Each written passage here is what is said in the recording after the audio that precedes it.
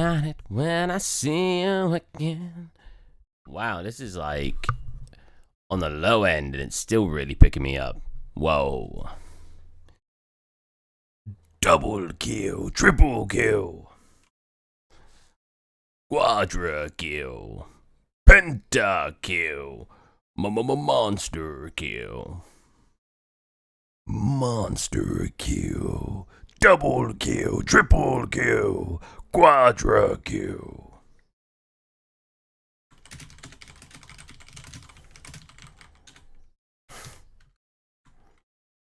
Bop bop bop bop bop. Bop, bop, bop, bop, bop. Actually, we need to grab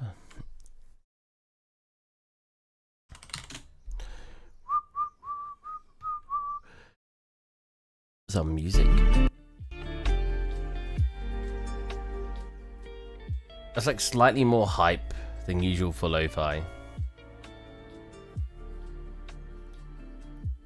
Look to my own channel.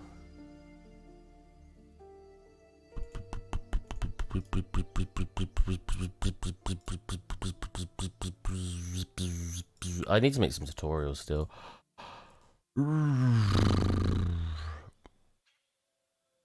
Oh damn, Mohammed, you were here so fast. Is it Gabiani? I'm terrible at names. I can barely say my own name correctly half the time. I don't know what I'm doing today. I don't even know if I'm going to be doing 3D. I've had so little motivation. I've literally booked a week off of work just so, because the easiest thing to call it is burnout. Like, I'm burnt out right now. I just don't know. I just don't feel motivated to do any 3D. It's kind of sad.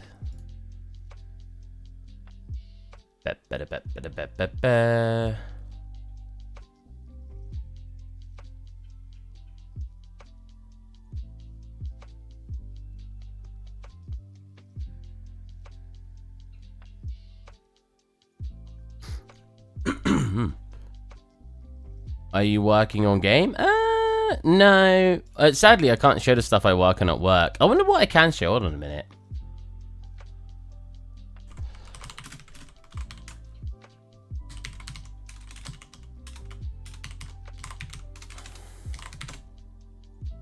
One really weird thing at my company, and I get why they wanted to do it, was that they didn't want us to like show or say to anyone where we worked or something like that. But I was like, I get it, because they didn't want some people to be hacked and stuff like that, and I get it to an extent, but I'm literally an artist, right? I want my name to be written on anything that I contribute towards. That's one of the, like, that's how you get better jobs, is by having your name on other like products. Let's see what I can show. So this is the website, which is very, very basic. We need a website designer. I'm not very good at that kind of stuff. What can I show you of rough and tumble?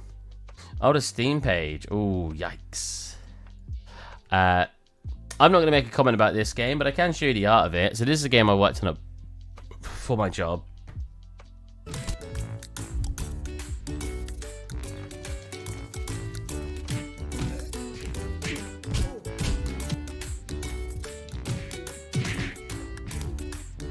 Is that what it's showing? It's just this one map. What actually is what?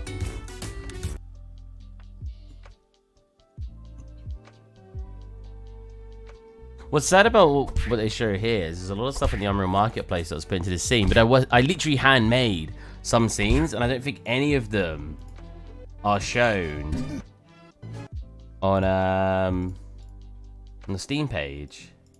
Oh, you got that one, which is mostly handmade by me. There's still some assets here that weren't.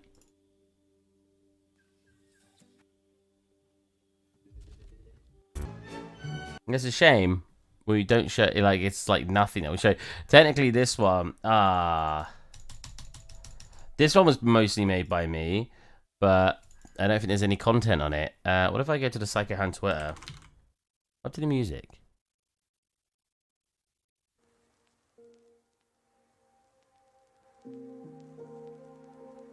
Music's so quiet.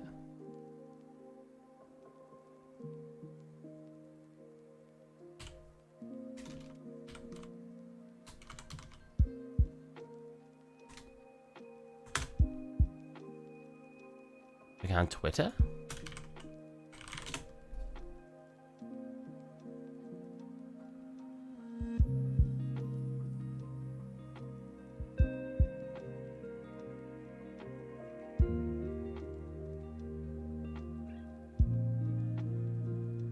Oh man, like even on their Twitter page,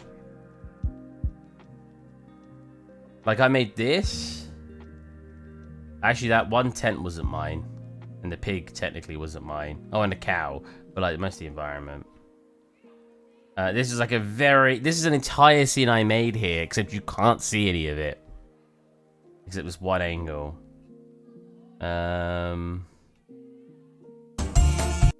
Nothing insane here.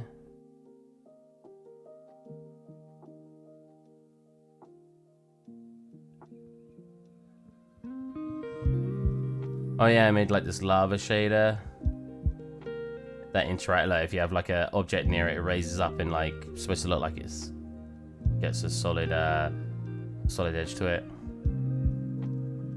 Oh, here you go. I didn't do a lot of the assets for this one, but I put this one together. This was just like most of the assets here existed, and then I just made it into a big waterfall.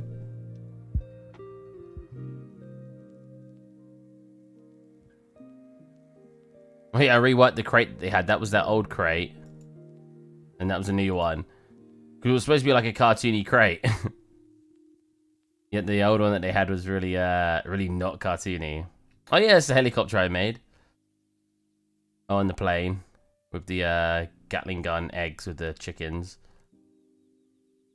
Man, they really don't show the stuff I made.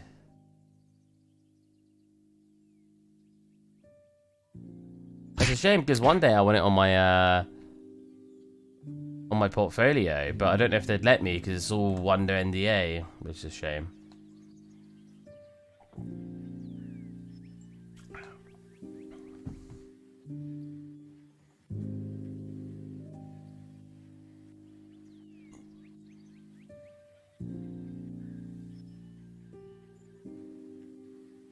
How long ago was this now? January 2022.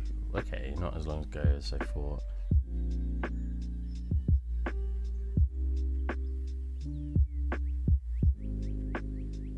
Oh yeah, it was me like working on the water shader or the foam shader. Good times, good times. But I'm not making my own game right now.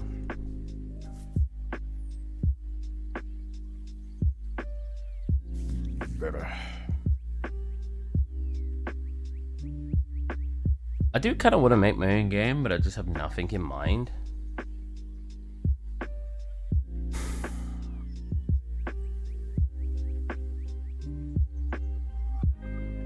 Look at the Simpsons environment. I can update my art station with some Simpsons. Replace it with a work in progress one. I kind of want to keep the other one because that one was literally made for NVIDIA.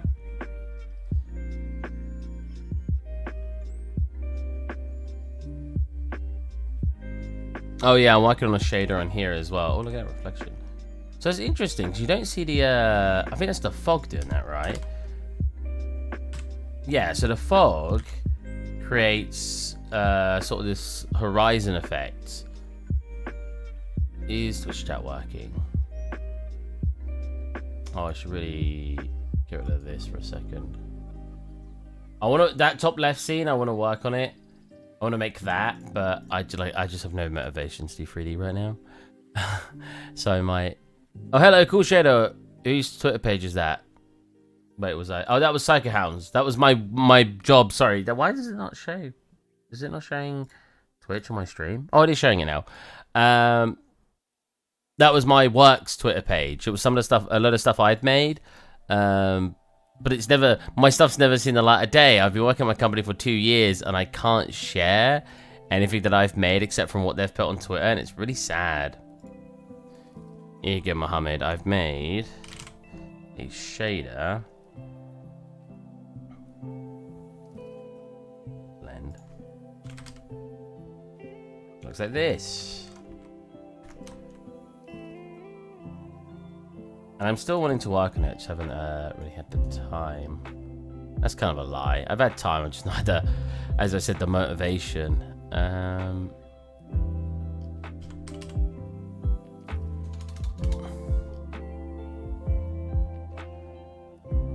How do I get rid of color again? Oh, that's the line color, right? Transition sharpness. Ooh. Scale. Oh, right, yeah, it's a scale of the lines. Ooh. Number of lines. Oh, right, number of fades. Yeah. Desaturation. All right. Wait, so when does the desaturation come in? Oh, yeah. So now, yeah, if I make it look like a papery color, it's a bit more graphite-y, we can have a black and white version.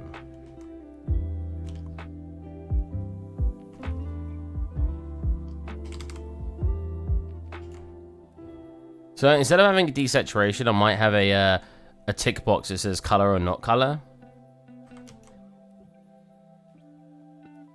Yeah, I can turn that light around. And it kind of looks like it's got this drawing effect on it. Really dark areas get like a double line. So as you can see like over here. If I turn down the sky, or even get rid of the sky for a moment, you'll see that gets really dark in these areas. So we can actually, this down to maybe 0.5. There you go, and you'll get some more dark areas up here.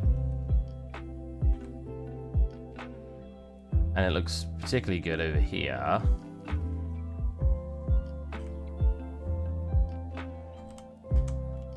But we can re-enable the color.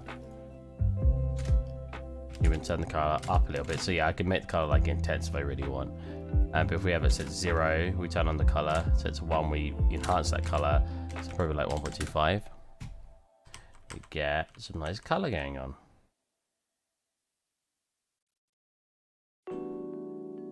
Yeah, that's the shader I've been working on. But I might just play some video games. I mean, what games have I got right now? I have the whole of next week off, so I'm hoping I find some motivation to actually do some art next week.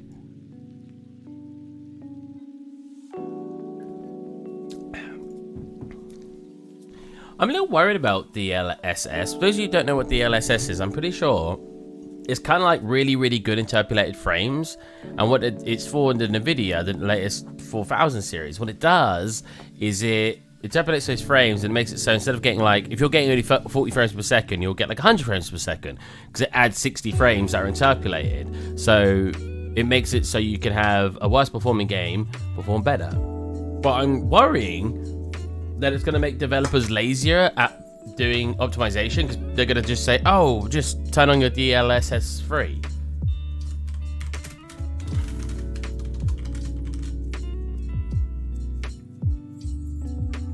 I hear that it's got input latency.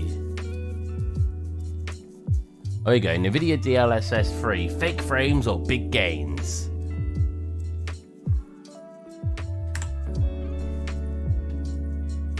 Oh, it's an article.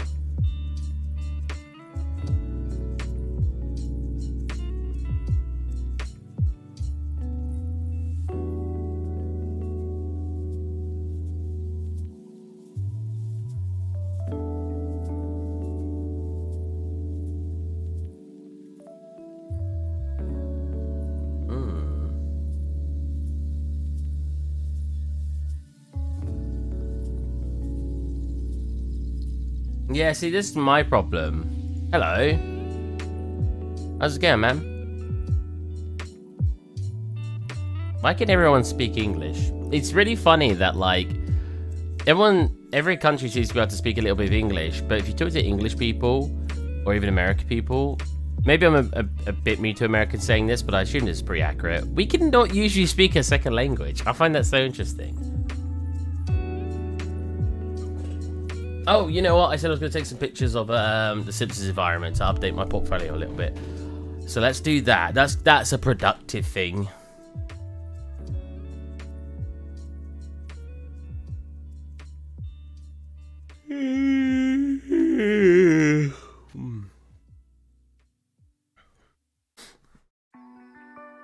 Wait, Level, why did your color change? You were red and now you're pink. 5 is usually where I'm from. What languages? Like. Oh, you found me. Did you just want listening only? What's that mean? Did you just respond to that as in 5 languages minimum? Because that's nutty. Like, yeah, we only speak 1. Yeah, you did. Oh my god, we speak 1 here. Freaking showing off, Jesus. Yeah, I don't know why, but the scene is, look, it looks worse. You see all of like this blotchiness happening. I've learned a bit more about Lumen recently. Actually, yeah, the lighting's way different than it used to be. Why does it look so... Something's definitely wrong. Hold on a minute. Oh, we are set to high. Let's go to epic. That's a little bit better. What? Stat FPS. Stat FPS. My FPS is pretty good. I don't know why. I don't know what I've done. What's the performance like on stream? Am I laggy? No, that looks pretty good.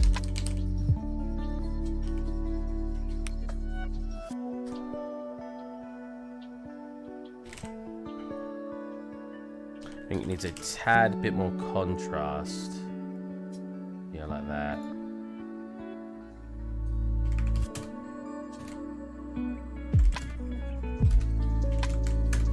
Just like that, I think.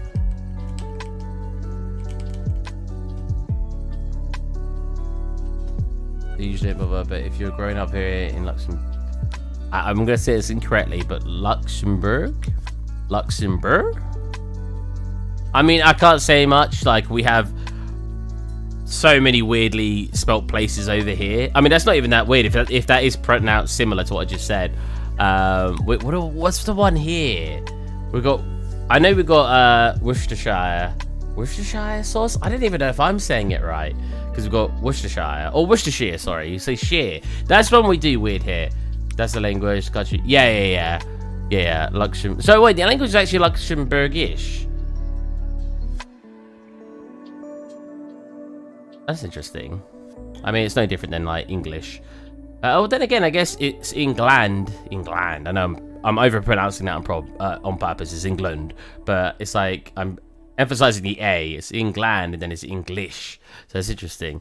I mean, I learned like French I learnt French in school. I can probably only get by with like bonjour, comment tu t'appelles, which is what is your name, right? And je m'appelle, which is my name is, I think. I think it's Steven, so je m'appelle Steven. Comment ça s'éclaire or something like that. Comment ça s'éclaire, something is how do you spell that? Then you got ça va? Yeah, ça va, which is like CA space VA, right? That means like how are you or something, which is and then he was like, I know bien means good. You'd say ça va bien. So I am good, because ça va means to ask, and it also how you'd reply or something like that. And that's basically, and 1, 2, 3, 4, 5, 6, 8, 9, 10. Okay, no, that's wrong. 1, 2, 3, 4, 5, 6, 7, 8, 9, 10. And that's about it for French. Then I learned a tiny bit of German, and all I remember is Guten Morgen, Guten Nacht, or Guten Tag for day, and then Guten Nacht or something like that. And then it's like 1, 2, 3, 4, 5, 6, 7, 8, 9, 10, 11, 12. Something like that.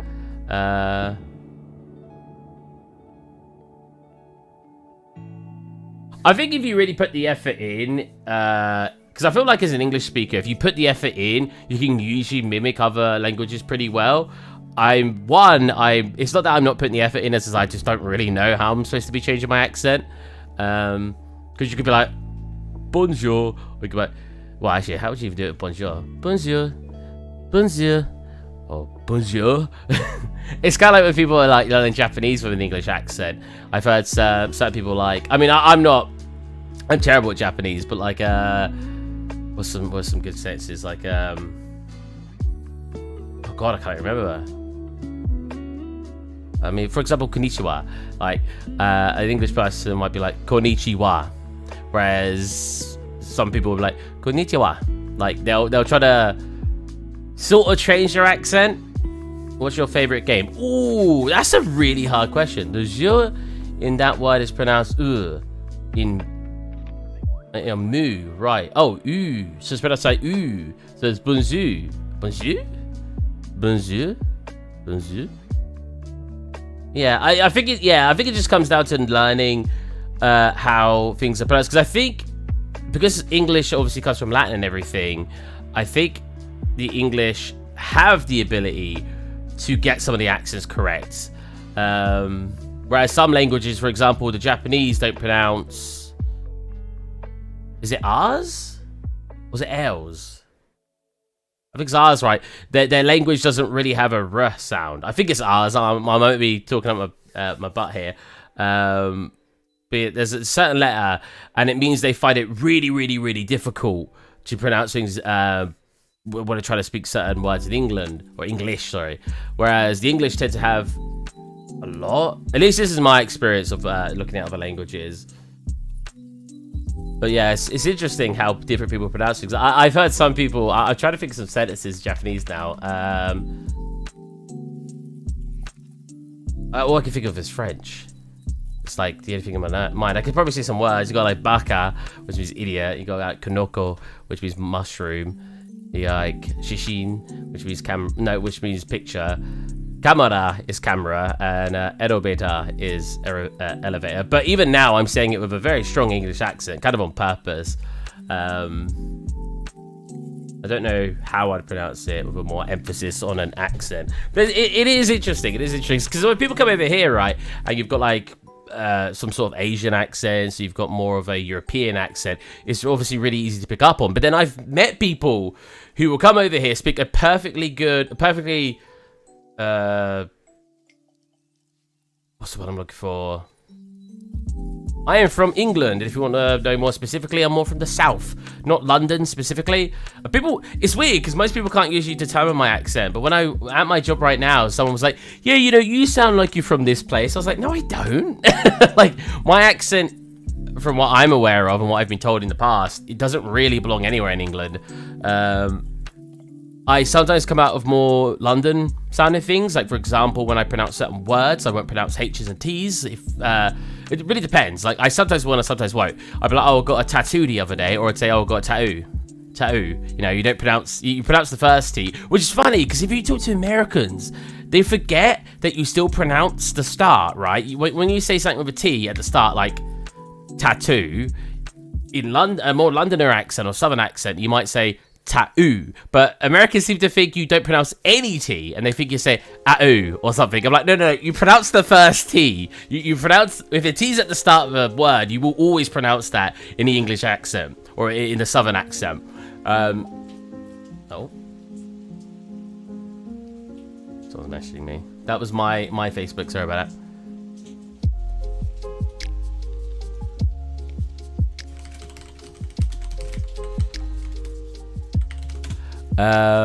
Yeah. So yeah, but something we don't pronounce at the start is sometimes a H, but we'll usually pronounce H in the middle of a word, which is hard to think of because most words that have H in the middle aren't really pronounced, like though, right? But like if we were to say house, we might say ouse. I'm popping over to the house, right? And we'll have words like that as well, like I'm popping over, which means to go. Well, I say obviously, it's not that obvious to most people. It means to go somewhere. I'm popping down to the shop. I'm popping over to the house. But you've also got like, I just want to live in that Simpsons scene. It's pretty nice scene. This room definitely needs to be made better. What other words? I will say what my favorite games are in a minute. By the way, Mohammed.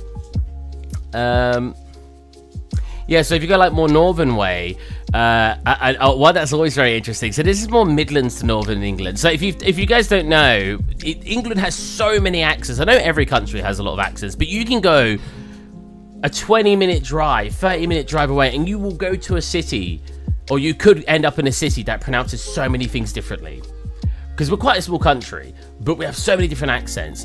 If you go northern, I don't know too many northern accents, but one I do know is sort of Stoke-on-Trent, which for them, if they have a double O in a word, so if there's a double O like T T-O-O-K, took, that's the word, right? If I had took, they say took, right? If they said, like, book would be book, a cook would be cook, so it'll be a cookbook instead of a cookbook, right? But I think a funny one was, we were like, well, how do you say look? Oh, Luke. Well, how do you say the name then, Luke? Oh, Luke. So I'd be like, if you're saying look, Luke, it'd be Luke. Luke. Luke at Luke's cookbook. But like, yeah, the accents here are crazy. They're so diverse. And it's why it's always really funny whenever Americans think they have, oh, we know your accent, oh, you're posh and proper, you know, governor, and, oh, what the pop of tea? When a pop of tea doesn't even make sense. You want a spot of tea?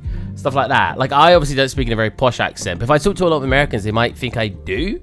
But they seem to think, I've literally been told by an American, oh, you don't sound English, you don't say, like, pip pip cheerio. I was like, pip cheerio. I was like, wait, you think we're from like the 1800s over here? What's going on? Pip cheerio. I can't even say it. I keep messing up my words. And I remember one American. It sounds like a rip into Americans, but they're the ones who usually have the most misunderstanding about the English. Pip cheerio, I guess, would mean.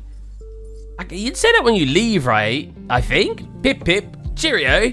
And then you'd leave the house. I don't know. I don't know what the pip would mean. Cheerio, I've heard maybe a couple of times in my life. Not really. I'm just trying to think how. I've definitely heard it. But it's just like, I don't think there's any accents where I'm from, really. I'm from Milton Keynes, which was kind of a newish place. I think it was literally made in the last 100 years, which is quite early. For like, America's only like 300 years old, right? What, 1772 or something, something like that. And it's only 2023, so like what, 350 years old, right? I can go down the road and maybe find a pub that's 300 years old. I can find a pub older than the whole of America. And then on top of that, we've got other countries basically in our country. Because I'm pretty sure the United Kingdom counts as a country. But we've got Scotland to our north. We've got Northern Ireland to sort of on a separate island to the north of Ireland. That's another one, right? I grew up with some Irish friends and they always said Ireland. And I always heard it Ireland. But people think it's funny when I say that because they're like, it's Ireland. But I'm like, well, not when I talk to my Irish friends. They usually said Ireland. So I've always called it Ireland. And it always made sense to me because it's I-R-L-A-N-D. Irs. I-R. It's not I-S. Well, to be fair, Island is spelled A-S-L-A-N-D. I'm not quite sure why that's pronounced Island and not Island. I just think, yeah, accents are really, really interesting. I think they're very cool. Alright, so let's actually take some pictures. So, is this too saturated? Got some dust. There's no dust over here, though. Was there dust spawning? There is dust here, just can't see it.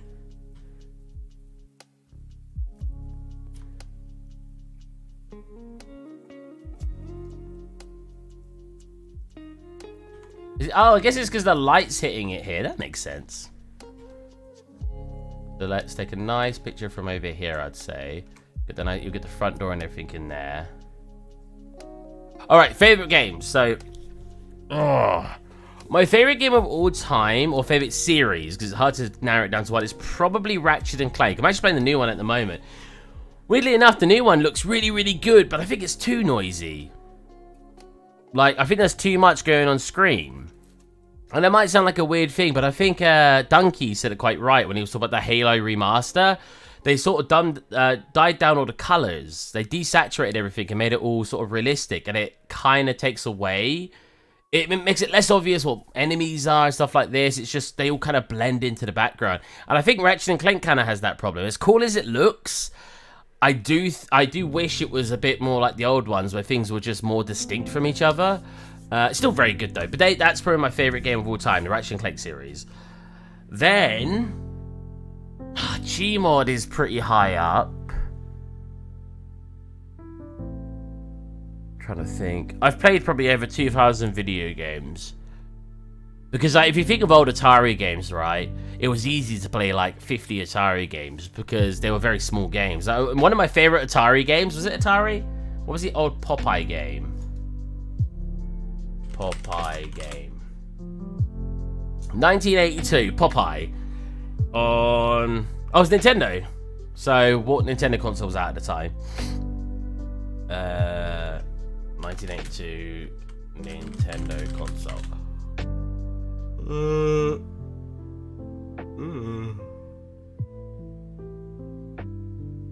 Oh. It may have been the Atari. What console was Popeye on? The Atari, the Odyssey. Okay. Oh. Was it on the NES? Oh, yeah, oh, right. It was on the Nintendo Entertainment System as well. So it was on a Nintendo system. That was a really fun game. So was Mappy. Or Mippy? Mappy? I always forget. Mappy. Yeah. This game.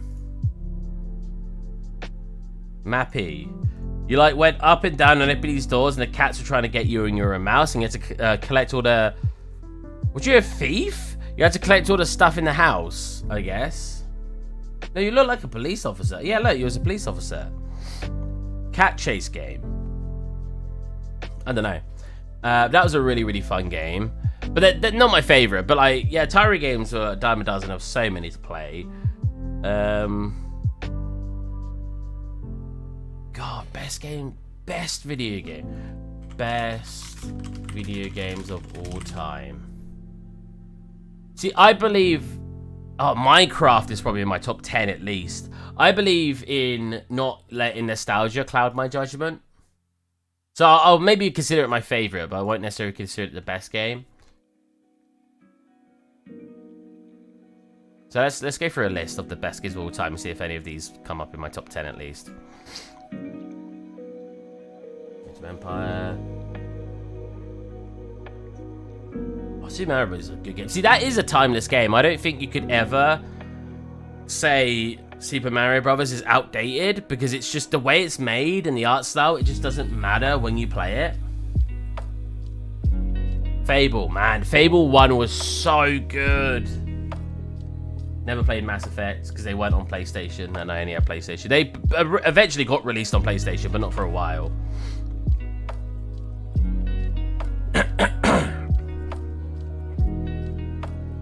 Wow, really? Wow, really? Damn, that's next to Odyssey? That is so surprising. On this list, obviously. Civilization 5 was a very fun game. How many hours have I got in that?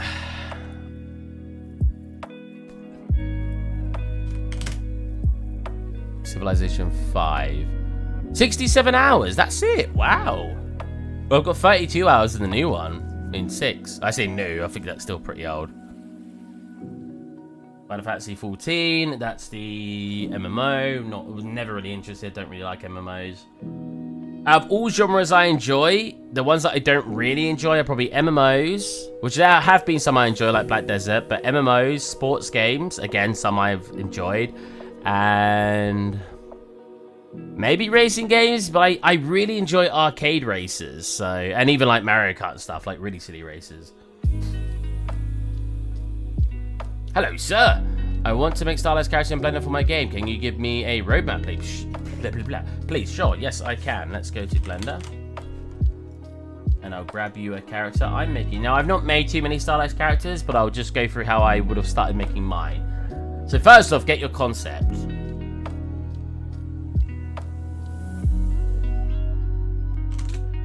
What's he called? Oh no, I've forgotten. Let me go back to an old stream and find it. I'm more of an environment artist, but you still kind of go through the same roadmap anyway. Wow, I scroll down on my channel and get back to a couple of years real fast. Jesus. Live. That's what I'm looking for. There he is. Hamlin. The file was called Marty's character. Marty. I hate Windows.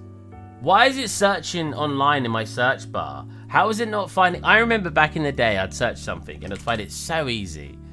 Now, I struggle. F drive, desktop. Nope. Desktop. Nope. E drive, desktop.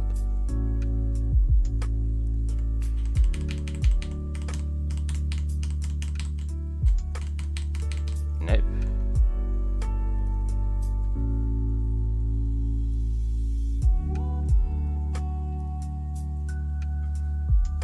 Nope.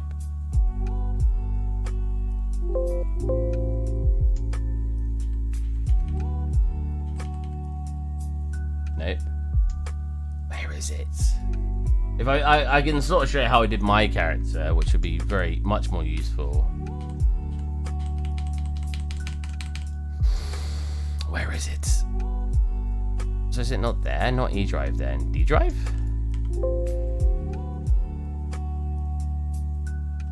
H drive?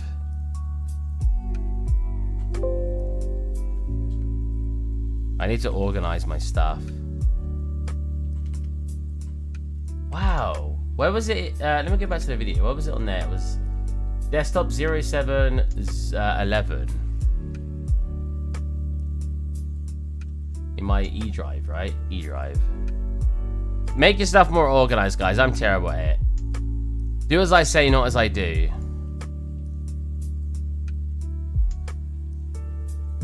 What? It's not even here. Oh, Blender. I've got a folder called Blender. Oh. That'd be in here. Found it. Marty's character version 10. There you go. Found it. So, when you're making a character, first thing you need to start off with is the reference, right? So, number one, get your reference, and if you can, get as much reference as you can find. So, unfortunately, I haven't got the picture of Hamlin here. If I go to view medium icons.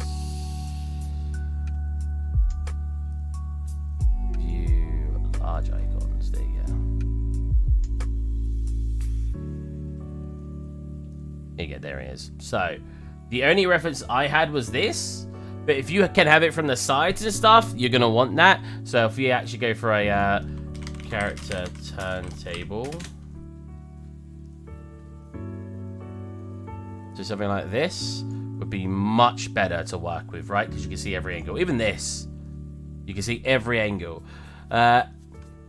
Next, you want to basically start off with how you're going to break this asset up. At least in my opinion. Now, if it's a full model where it's not built up of different clothing, you won't really be able to do this. But if it is, you can break it up into separate components. When we look at this, if I grab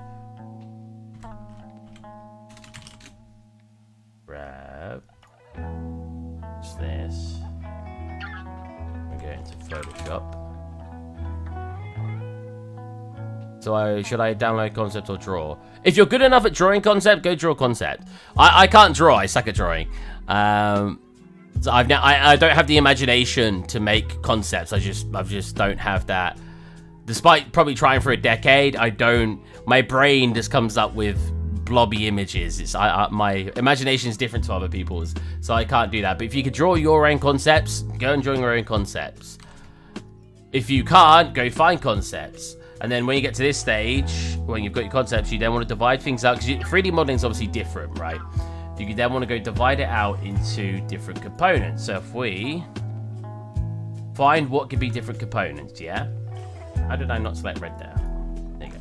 So, first of all, the boots. I could make this a bit neater. Yeah, first of all, the boots, right? Different component, different component. The laces as well, but you can divide that out later when you're actually modeling it. Now, you can decide, do I want the socks to be a different component? If you actually look at mine, I'm pretty sure they were. If we actually look at the socks here, look. Different. Completely separate. The more you can separate something out, the easier it would be to model. Should I sculpt character or use traditional way? I mean, starting with a cube. You don't necessarily start with a cube, you can always start with a sphere, but It very heavily depends how detailed you want it to be. If you're good enough at sculpting, I would suggest sculpting first, but you'll end up making a high poly usually. If you're making a high poly, you then need to make a low poly, right? So I made this entire, because I was able to separate him up into lots of different components. Oh, his teeth. I was able to make him, this is all box modeled, this component, this character. This character, entirely box modeled. Oh yeah, I did the tail in the end, didn't I? Oh, is he kind of finished? I should really finish this guy off. So yeah, oh god, he's 138,000. That's pretty high. I could probably optimize it a bit more, but that's fine. That would still work for a video game even at that high. Especially if he's the only character on screen. Yeah, I was able to box model because he's separated into lots of different components, and a lot of stuff on him is solid components, right? Like he's straps, he's flasks, he's pockets, he's shoes, he's earrings, his glasses were all solid components to begin with, so I didn't have any trouble anyway with box modeling those because they kind of need to be box modeled. But yeah, it's completely up to you, and if you're what you're more comfortable with. When you make a sculpt, so if this was, let's say this was super high poly, I would then have to go over this two different ways. So a very simple way to do this is so how can I reduce poly count? So so basically I'll show you that now. So when you've got your high poly done, you would need to retopologize. You need to, what's the word I'm looking for? You just need to make a low poly, because then you bake down all the detailing afterwards. So you do a high poly to low poly bake, and it will make the surface look more detailed than it actually is. So you'll have the wrinkles and stuff come through that you've probably put the extra time in making. So yeah, if I, for example, grab his face, grab you and you, I could then start going, okay, I want a low poly. So I start coming here and I go, how do I want to start this? I go like this, go like... There's better ways to do this. This is the like really simple way. If we attach it to a face, it will clip to the face that surface, right? Now if I go to like... Let's clip it. If I go to like his nose, I can pull it out to the point of his nose. And I can start doing a low poly. But the thing with a low poly is you still want it to have some of the shape in here. I still want a majority of the shape in here so I can actually bake it. And if I grab this, pull this around. Yeah, like I said, I'm pretty sure there's better tools for this. I haven't done a bake in a while, so I can pull this out a little bit.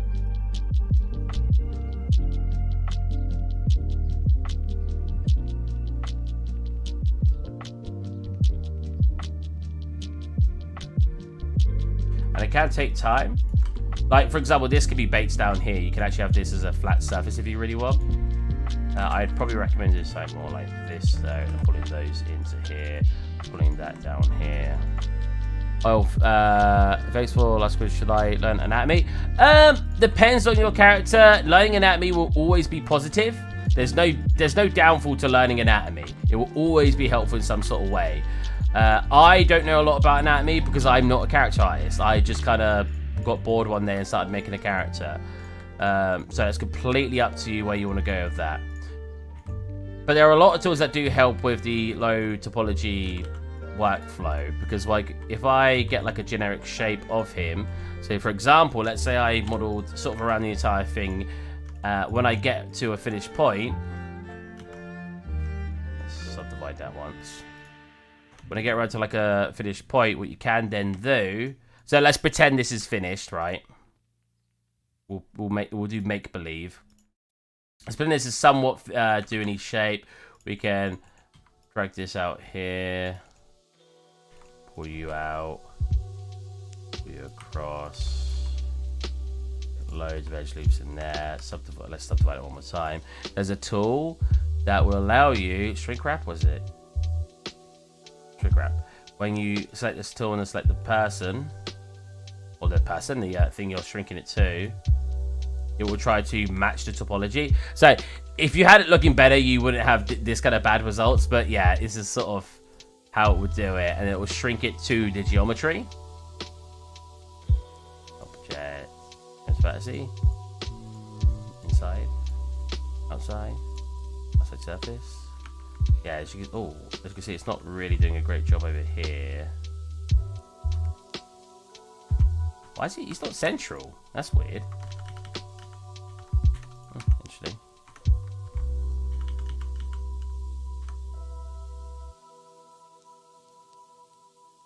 Yeah, when you get a good shrink wrap. This is not an example of a good shrink wrap. I wonder why it's having so much difficulty in the front of his face. That's very interesting. Like right here, it's like really thingy. But yeah, you can use that to help then pull the verts. But you'd want a generic shape anyway, right? Like I guess I could technically probably duplicate this, decimate this a couple of times. That's not decimate. Get down to a lower poly version. Make it something like that. So you can do that as well. You can always just decimate it, which will help. And then I can use this low poly one if I don't feel like it fits his shape.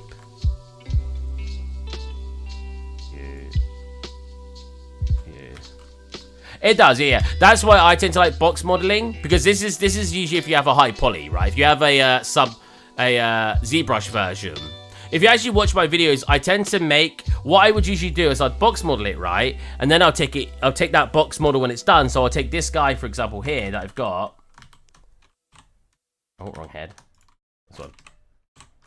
I'll take this guy and then I'll throw him into ZBrush, especially he's like skin and everything. I'd go grab all of these like things. I'll take that into ZBrush. I'll then make the high poly and then bring it back out. Because I still have the low poly to work with, right? I don't have to make a low poly because I originally made it low poly.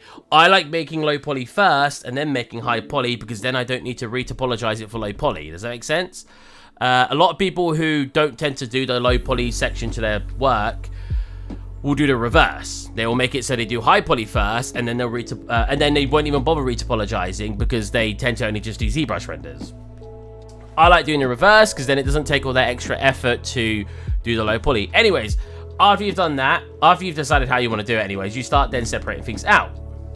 And you decide what needs to be separate. If we look at his head, that is his head, right? This had to be one mesh because his ears and head are all connected together. And you'll notice if I had that disconnected, right? If I had his ears as a separate mesh that just clipped into his head, you'd see sort of that coming in. And you can get away with that on a lot of stuff, especially on hard surface, but it doesn't look that good on organic. So his head is one mesh. However, because he's wearing a shirt, his arms are completely separated. And it's also good for performance in engine, because think about all the polygons I save by not actually having a body, right? I don't have a body actually underneath his shirt. And then if, for example, his neck, I just have his neck as a separate model that does that. The more you can separate a model out, even this, right? These hooks, these loops. Oh, see, these can be optimized loads. Whoa. These loops, separate. This part, separate. The more you can separate out, the better you will get your performance. And the easier it will be. I think that's the biggest part to stress here. It's the easier it will be later. Think how easy it is to UV map, because I've already UV mapped it all out. The colors on him are different UVs. So we've got his hair UV channel. We've got his head UV channel. Oh, there's clearly more on that. Yeah, you got the glasses with that, eyebrows, teeth, rings, hair, this hair. That's all one channel. His body, so everything that's red, including the drink and everything. All one channel, right? Oh, something definitely overlays there. What is that? Glove. And what's that then? I don't even know. Yeah, but I'll separate it all out. So, can I see your character render, please? Sure. It's perfect character. Wow, geez, thank you. That's a massive amount of praise. I rendered him out, or I have a render of him in Unreal. I never actually render anything, at least not photo renders, because I am a real-time artist. So I like to make everything work in real time, right? Oh, I've got my back scratcher here. Oh, my back is actually itchy. Oh. Yeah, I like to render everything in real time, so 9 out of 10 times I'll render in Unreal Engine. Otherwise, I'll render in Marmoset, but even Marmoset's kind of a real-time renderer.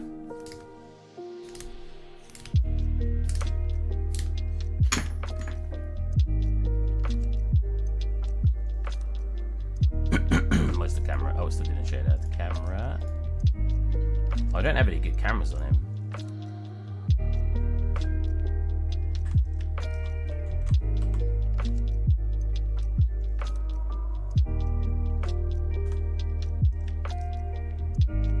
He definitely needs some saturation, right? Am I crazy? He's already got saturation. Oh my god.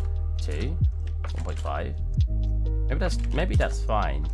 There's definitely something not quite right with the lighting. Even better in UE. I think.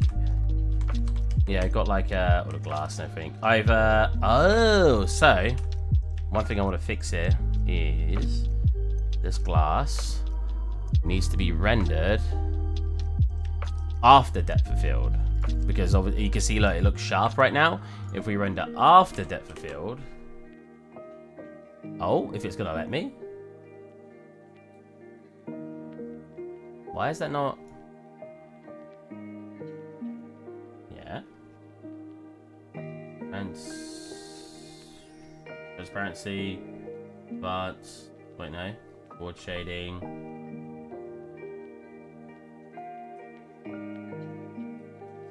Translucency, self-surface, translucency. Why can't I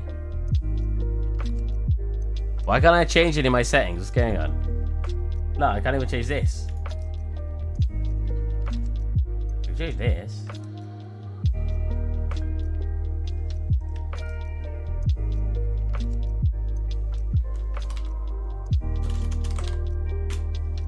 What? So what you usually want to do is you want to change that over, but for some reason, glass.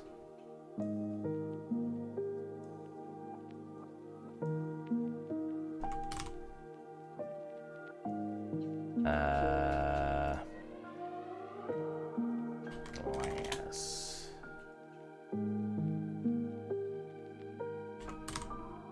What?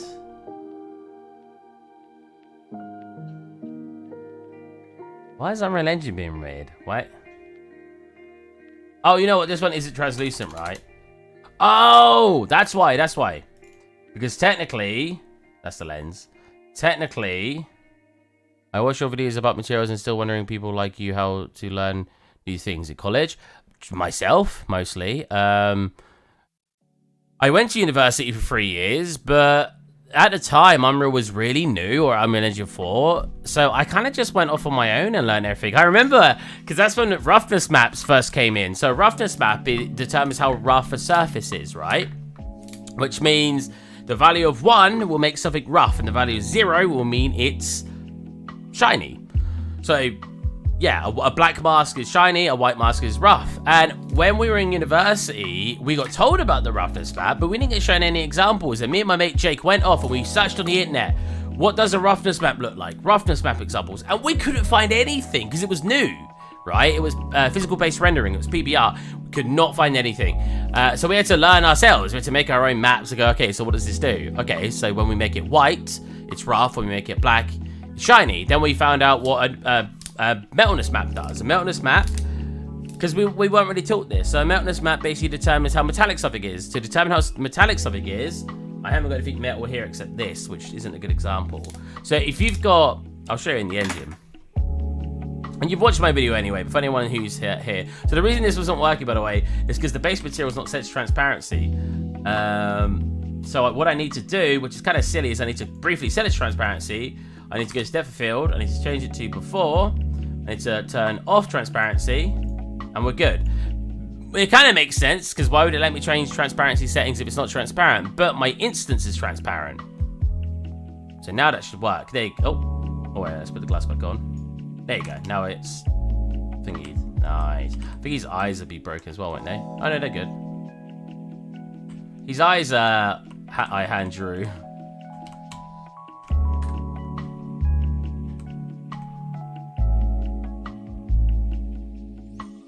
Very fun character. I need to finish him. He's actually... Is he done? He's got the hair on here. That goes into his back. He's kind of done. I just need to send him over to the rigger.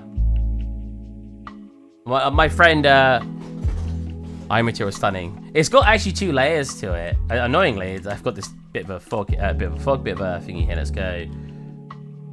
What's this camera called? Sign camera 0... I want to go to this and go to this. There you go. Oh, you can tell with the polygons. Look, see where it goes sharp. We go really close to the eyes. We'll see like the reflection and everything. Right there.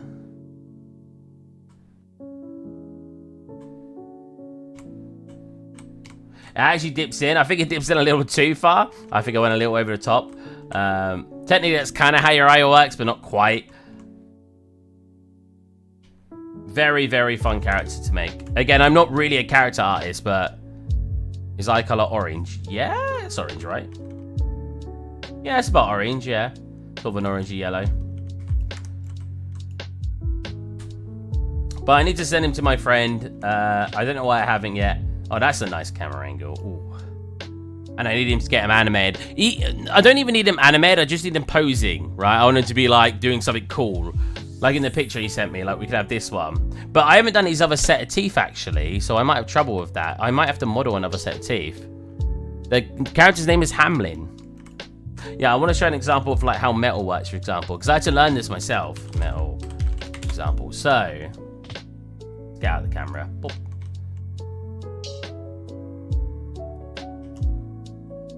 So jump into here. Right, so if we have like a material, and let's just make it red. Should slight orange, I prefer orange. And let's say we wanted it really shiny. So again, the value of 1 in shininess would mean it's rough, because how it's asking you how rough it is. If you say 1, that means you want it fully rough. So 0 means shiny. A lot of people, it took a lot of people a long time in my university to understand the difference, even myself. Because for some reason, you'd think a value of 1 would be shiny, but that's a gloss map. Unreal doesn't use a gloss map, it uses a roughness map. Which are essentially the same thing, except they're just inverted depending on what software you're using. And we'll leave it at that. So if we leave it at this, actually, we'll plug in metallic metalness. I don't think metalness is a word. I'm pretty sure that's the word that always corrects me. Right, so if we look at this material, we've now got this shiny plastic halfway through the ground, but we do have this shiny plastic. If we right click it and create material instance and throw that on, we can then say metalness, we can then turn up the metalness. So one thing you'll notice is it kind of looks like it becomes more orange, right? Which is not necessarily doing. So if I turn it a bit brighter, because metalness, when it goes metal, it looks like it gets darker. It's not necessarily becoming more orange. What it's doing, so if we turn it back to 0, 1, 0, 1. What it's doing is the light source becomes the color of the surface.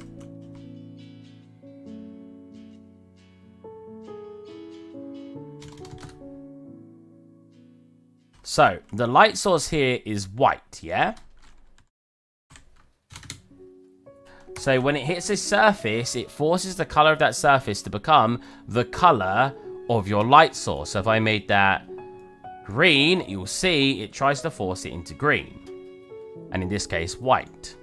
If we make the surface metallic, however, it won't force it to become white. It will reflect the color of the surface, which is orange.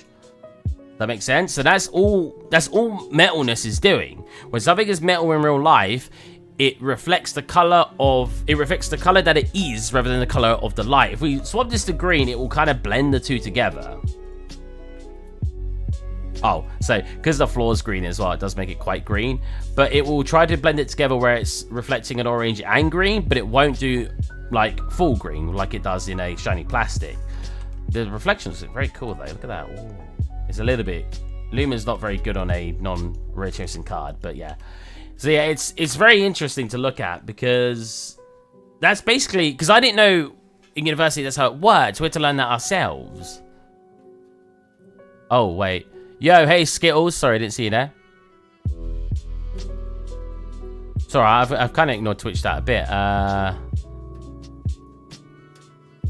Could be a great store idea. I never find stuff back either. Why is I can't see? Stop! Why has it got the pin? I can't see. It's like stuck on there. Keep starting new locations, saving stuff. Oh yeah, I'm terrible with that. That was earlier, right, when we saw the stuff on my desktop. Yo, sorry, kind of might have missed what you said the last few minutes, but what is your attitude to rigging? Is it something you do? I've rigged in my old scenes. If we go to this scene, I've rigged. I only like to do basic rigging because it's not really my passion. It's cool. I rigged quite a lot in university, but I like rigging hard surface things and not organic.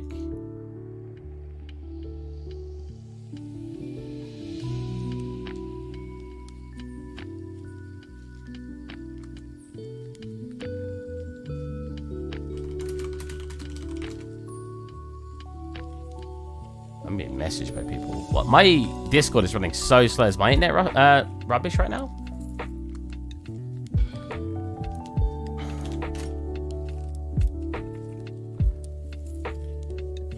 I think that... oh, wait, sorry. Yes, the main difference between metal and non-metal is specular highlights, reflections, inherit some of them. Yeah, exactly. Inherit some. That's a way better way to put it, Skills.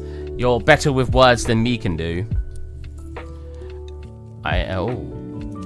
So I think to note, the reason metalness is not real wide is that it's not possible for something to have a value in between 0 and 1 should be one or the other. But the reason it's there is for masking. Not necessarily. If you go to a lot of stylized scenes, you'll see a lot of values between 0 and 1. This is a mindset I had in university. But if you actually look at professionals and a lot of my work recently, you can go between 0 and 1. It's fine. In fact, even in realism, if you go and get a lot of blood packs, usually there's a slight bit of metalness to the blood. It would be like a 0.1. Because you're right, something is either metal or it's not. But if something has metal particles in it, it'll appear like it's partially metal. So if something's, for example, a liquid got metal shavings in it mixed in, that surface will now... But it is. If you look at certain surfaces that have particulates of metal in them, they won't appear as a full metallic surface. So it's not fully artistic choice. In real life, you will get partially metalness surfaces, but it's only because if you've got metalness mixed in, which is, I guess, where they're coming from when it comes to blood, because blood technically has iron in it, which gives it a slight metallic look. It's kind of an artistic thing, but it is kind of also wishy-washy, whether that's how it works in real life as well. Yeah, that's true as well. Oh, yeah. Using it for masks is the main reason, right? It's like you just said. Especially rust, right? Because rust doesn't come up as a metallic. Rust comes up, I'm pretty sure, right? Rust comes up as a non-metallic surface. So when you've got rust on a metal, you'll mask out the metallic part, the rust part to be not metallic, and then the underneath will be metallic. So yeah, you'll mainly, like you're correct, you'll mainly use it for masks, but certain surfaces you can get away with it, like blood and like stuff that has metal particulates in it. But also stylized. So yeah, it's like 95% a stylistic choice, and then 5% you'll find very minor examples where it does kind of work that way in real life.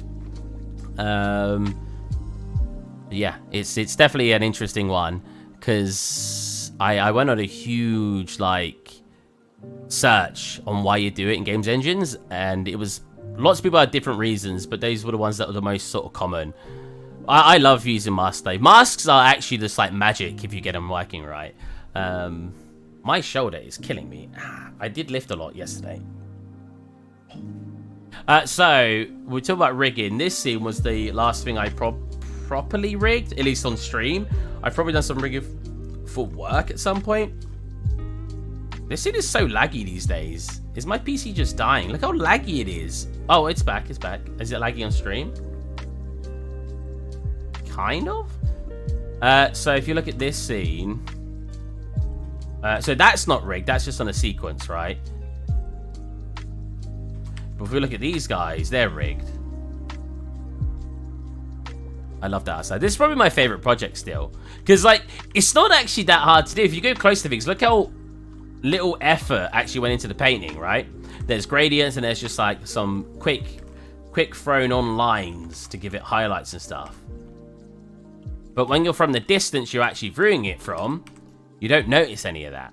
And I think the cool thing about this scene is even when you go to unlit, boop, there are certain things that kind of look like they've got shadow on them and highlights because they were painted in. Got it even as a reference for future projects. Oh. It's like this. This looks like it's got kind of shadow on it, right? Especially here, because I just did a little bit of extra hand shading. Like, look, I've literally painted on a shadow. Even though it gets a shadow anyway here when I thingy. I'm assuming you have Toon Shader, but yeah. If we turn that off, watch. So the Toon Shader is only partially applied, because if you fully apply it, I'm taking away all the cast shadow. Blend. So we've got 2. We've got 3 apparently. I've got a desaturation as well, which to be fair, I could have just done in post-processing, I'm pretty sure. There was probably a reason why I did it as a material. So we've got a line 1. So as you can see, all the lines disappear now. Which still looks kind of cool. But we turn that one back on. You see the lines come back. And then you've got cell shading. Which I know a lot of people keep telling me that's not what cell shading means, Steve. I know, but whenever I look at videos that talk about it, they kind of just call that cell shading. So it's just easy for me to remember. So that's actually what it looks like, believe it or not, without the cell shading. It definitely would need to be more saturated. Can I do -1? No. I'd have to go into here and just go saturation. That's like 1.5. Wow. 1.2. Yeah. Background will need to be reduced. But yeah, if I wanted to like try to match what we had. Oh, what the heck? It just undid it. I was going to add something to the low high poly discussion. Do you use or no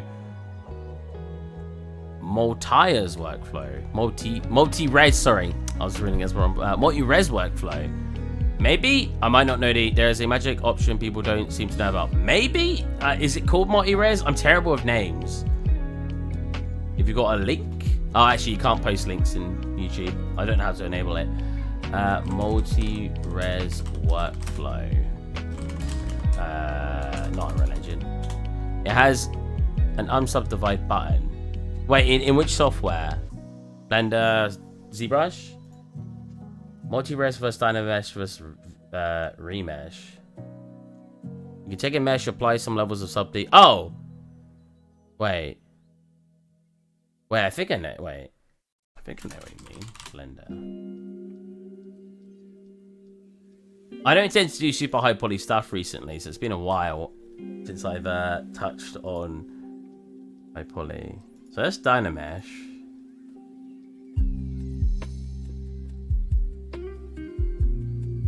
I'm just looking at a video.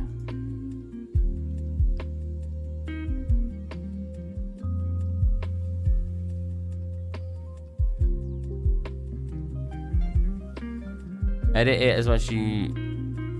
wait. Then add multi-res, use unsubdivide button. Oh, like decimate. Is it the one that bakes the details down to... Is it so basically it's like what ZBrush has, which is the project, right? You get your high poly and then you make unsubdivided versions and you project the height onto each layer. It will make lower poly version, but returning to... Yeah. So it's like that workflow in ZBrush. I didn't know how to do it in Blender, admittedly, because I still use ZBrush for high poly stuff. Yeah. It does that in ZBrush too, because you it basically you kind of recast the subdivisions down to lower levels. Well, it might be slightly different in Blender, but it sounds like a similar premise. I need to get into Blender sculpting, because if I get really good at Blender sculpting, I will never have to... Oh yeah, Blender's multi-res looks awesome. I'm looking at it now. If I get really good at Blender sculpting, I'll never need ZBrush again. Well, within reason. Anyways, let's look at the rigs for these guys. I've learned a lot more about rigging since I've been working at my company. Yeah, look how simple he is. It was supposed to be really simple. That was the whole idea. Even the animations, I wanted to be really simple, like just like a single movement and stuff. As you can see, like these guys just like... Oh, he actually clips inside it. It's so bad. When you go close to it, it looks so bad. But that's the magic of perspective. It's all down where you're viewing it from. Probably one of my favorite environments. Probably my favorite environment, full stop. Like, I loved making that environment. Let's save what we made for Hamlin. Save. So I need another set of teeth, right? Because he's not rigged, but I should be able to pull this up and kind of open his mouth. Because when he opens his mouth, obviously these will stay up here. He needs like another set going along there. I've also got a tongue in there, so I can actually poke out his tongue.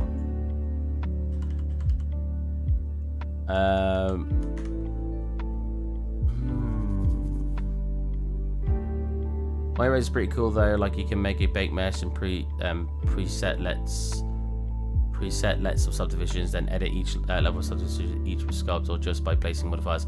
Oh, so it's like it. Oh, so it makes like each sub level sort of its own thing. That's super cool. No, I did not know about that to fully answer your question. I haven't got glass in these actual things, which I'm not sure I want to add glass. I was trying to think about the teeth. Because these teeth are really big right now. And I'm thinking the only way I'd be able to sort of do it is if I pull these out to the side more. Like so. And then, yeah, probably, right? Pull them out just a tad. I don't mind them being different. Does that pull that one? No. I don't mind them being not completely mirrored. That's kind of the point. Then if I grab these, I can always repurpose them to make a set of teeth. Now, I did have that image up a second ago. There. Because the problem is, look how close his teeth are here. But then when he really widens his mouth, all these appear. How am I going to do that? Because that's down to a character thing. Like, his mouth is huge here, but tiny here. So how are you going to pull it out, and how am I going to somehow fit all those teeth in, right? It works really easy in drawing. How am I gonna sort of show that in 3D? I don't really know. Some problems are really hard to swap. When you're looking at concepts, sometimes you will have like these little problems where you're like, how do I interpret this in a 3D way where it'll work the way that the concept shows? Because like, if I keep these teeth close together like this, I need to somehow fit a set of 1, 2, 3, 4, 5 teeth. If I want to do that many teeth, how am I going to do that? So we grab the point and make it straight. God, than I thought it'd be.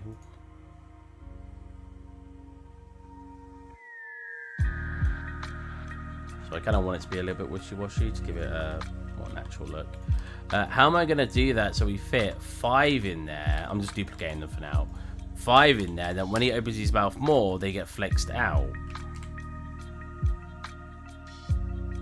Right? Because these are like going to be more hidden behind his lip anyway. I just don't think there's a very viable way to do it, so I might just not add them. This part's not very good here. This is the kind of problems you'll get with box modeling, and sometimes it's hard to make the thing look sort of smooth. You can use like relax tool and stuff. Is it not smooth? Oh, apparently that is smooth. Oh, to make it look a bit thingy, but you can see kind of here, like, wait, it kind of looks like a jawbone, but his face is too fat to really have a jawbone there. If you ignore it, you're fine. Like, oh, it's not in here anymore. You can't notice it in the Unreal document. Let's take some pictures. So let's actually get into my cameras. Camera, low angle. I don't really like that one anymore, so I won't take that one. This one, I want to pull out more, because we have a lot more. Actually, I'll take a picture here. I'll take 2. I'll take a picture here. We want the telly in it. I just kind of want to make a new ArtStation post to show that I've actually been updating it. I want a telly just appearing like that.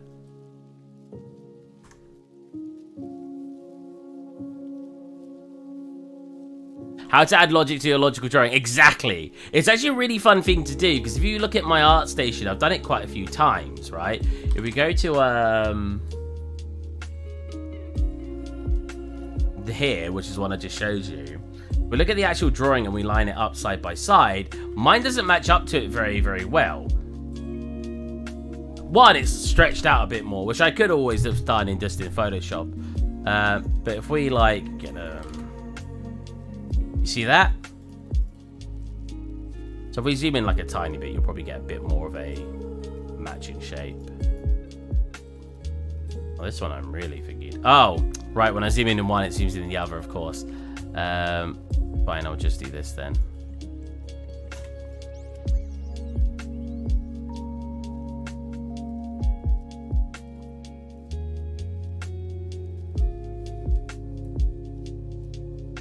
Cool, so zoom in a tiny bit there. Okay, yeah, so that's good. You see that? It kind of matches up, but then when you look at the proportions, right, so a good example is like the fish, a very, very good example. If we look at this fish, I really wish it was like a 2K image, that'd be a bit thingy. Look at the way he's facing here versus mine. And that's all because it doesn't make sense with the drawing. Now, the drawing looks like it's very orthographic, but if you break it down, and you can actually watch all of this on my stream. Oh no, you can't. I did the 3D modeling on Twitch and then I swapped over to YouTube afterwards. So look at how far that fish is facing the camera. How could he be facing the camera that far if you see that the perspective line is here? The perspective line is going all the way over here, and here is really, really like pulled out. And then him, he's even more pulled out towards the camera.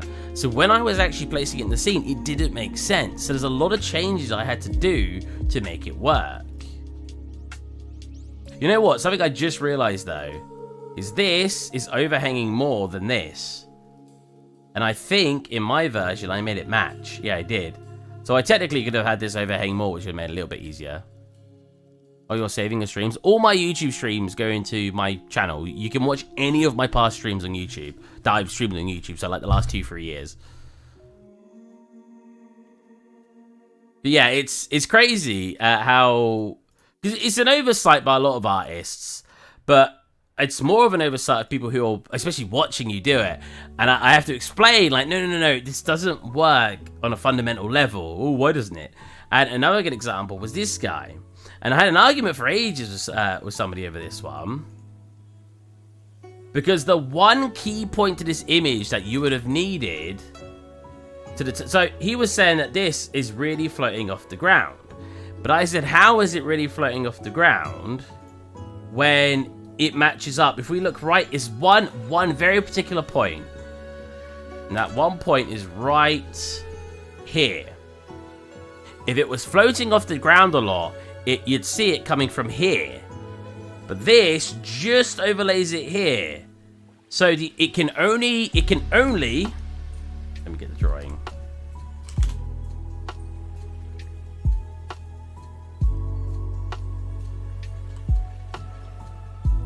Whoa.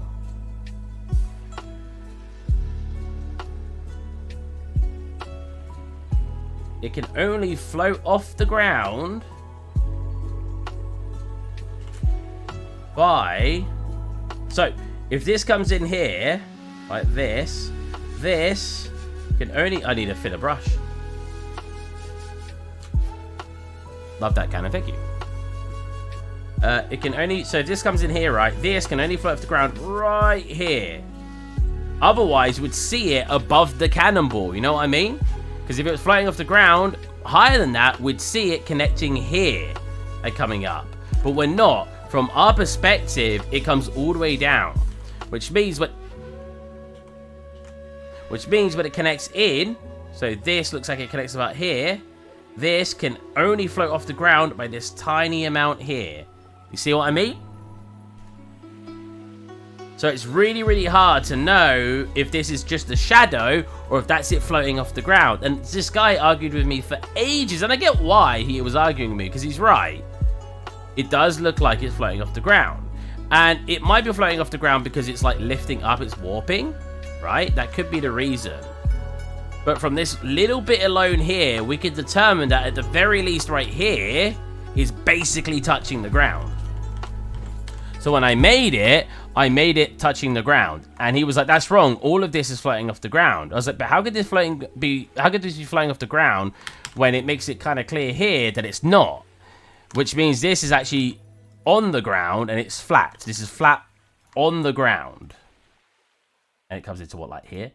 And it comes over to like here, up to here, and then back here. Right? You see what I mean? Obviously, you've got this shape over the top of it. It can work both ways. But it comes down to how you now want to interpret it. And that's a problem that comes with going from concepts to 3D. And it comes from a concept artist that... Your concept artist doesn't necessarily need to be able to make your stuff work perfectly fine when it comes to 3D. Maybe the expectation is to see a narrow, darker line right at the ambient occlusion location. Yeah, wait, maybe he expected to see a narrow, darker line. Yeah, again, you can interpret this in so many different ways, right? But at the end of the day, I interpreted it when I looked over here that it was sitting on the ground because it looks like it is over here. This is the one part of the entire mesh that would have determined if it was off the ground. And it's the one part of the mesh he made it look, by hiding it, that it was touching the ground. Which, for me, my interpretation now was that it was sitting on the ground because of that one reason. So yeah, that's just how I took it. And this guy was talking to me, no, Steve, it's the perspective. You clearly don't understand perspective. I was like, I don't think you understand perspective. Because at this one point here, like, he kind of insulted me. Again, I know why he was frustrated. Because to him it was obvious it was floating off the ground, but to me, I didn't interpret it that way. For me, I interpreted it that it wasn't floating off the ground because the one part of the entire thing that the artist could have shown you it was floating off the ground, he chose to hide it, and not only hide it, have this tiny little bit that even if it was floating off the ground, it'd be like by an inch. So yeah, from my perspective, I just didn't think it was floating off the ground. But it comes down to perspective. It's down to how you see it and how you interpret it. And at the end of the day, it still came out as a nice model. So, like, I think it is slightly floating off the ground. I could have put more detail into it, like in the actual thing. Look, I literally do have it slightly floating off the ground. I should have aligned it so the cannonball actually did take over it, but I ended up not doing that. I made it so you can see it off the ground. It was one part because I got where the guy was coming from, and another part because I was just like, fine, it doesn't bother me that much if like that it's not floating off the ground, so I'll just do it for you. We're gonna go this. What do you mean replace? There's nothing. Oh, the folder's moved. I was gonna say there's nothing in there.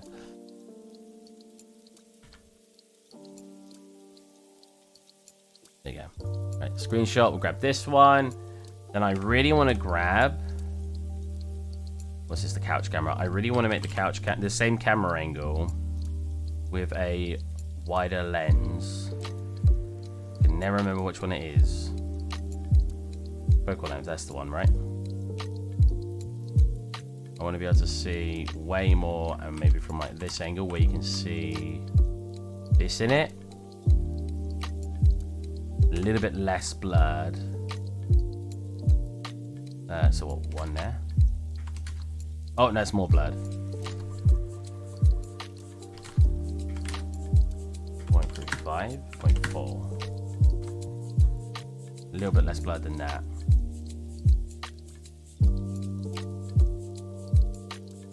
0.55. Yeah, around there. Take another picture of that. I'm gonna undo all that anyway, because this one angle I've got going on is what the video specifically asked for, so I'll leave it like that. I know they're never going to ask me to do anything else for it, but... So yeah, I don't like that camera angle anymore. We've got the Duff Can one, which I think looks really, really cool because you get to see that moisture on the cans. It's just a example of micro detailing, so if we just do something like this as our other camera angle. TV camera. Oh, right. The reason it's so blurred is because it's animated.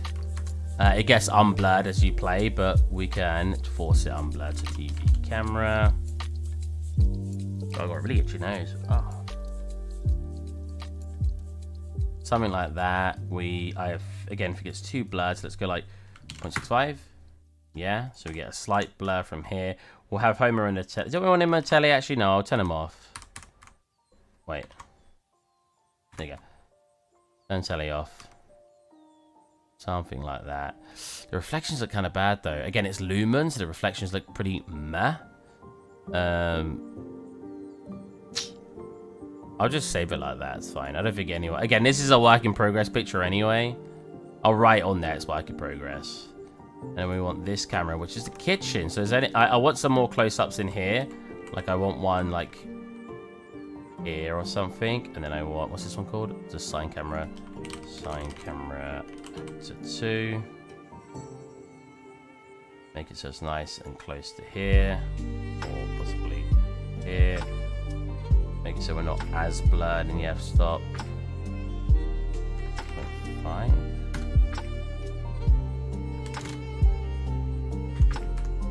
That's still very, very blurred. Oh. Oh. Wait, I just took a screenshot. Did I do that?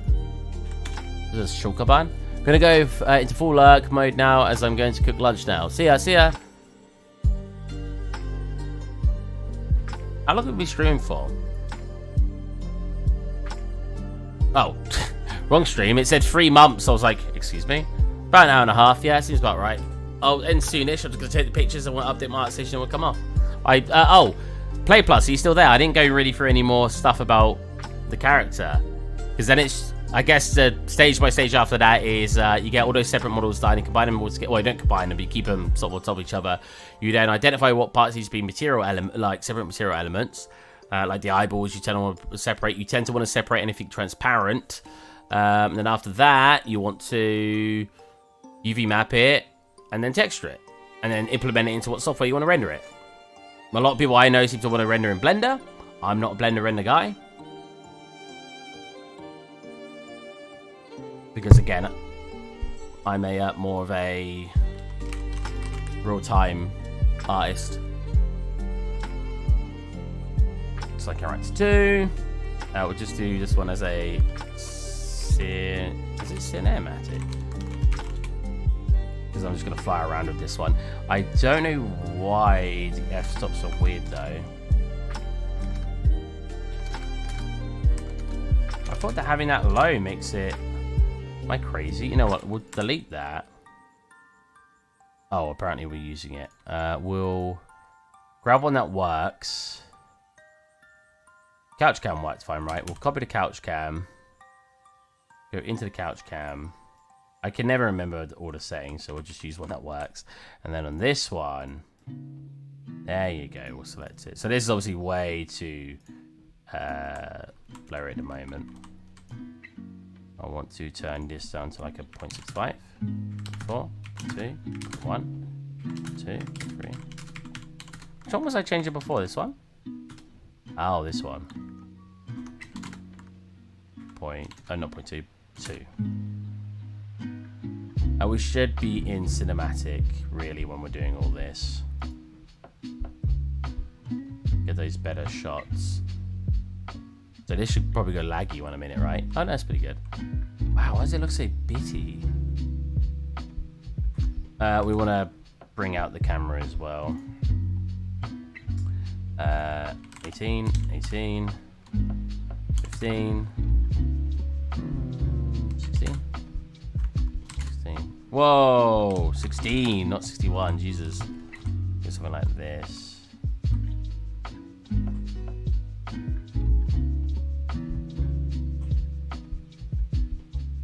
A little less blurry, I think. So like 3, 4. Yeah, so Homer's a little blurry over there. I mostly just want it RTX on, exactly. Exactly. For those of you who are not aware, Lumen is ray tracing. It's a blend between the two, I'm pretty sure, but... Whoa!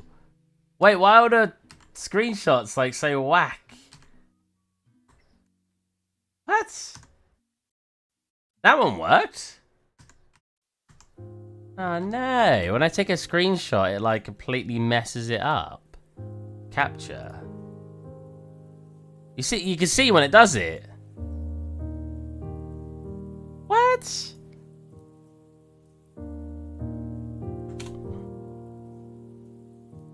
UE5 screenshots look bad. High resolution screenshot problem. High resolution screenshots has bad reflections. Not really reflections, is it? I didn't fully fix it, but making full screen and then take a picture. Oh wait, you know what? Oh, we're not 100%. Maybe that's why. Check that out. Oh, that's fixing the issue. The thingy is bitty issue over here. Capture. Did that work? It didn't look like it. What? Am I just gonna have to take a screenshot of my screen?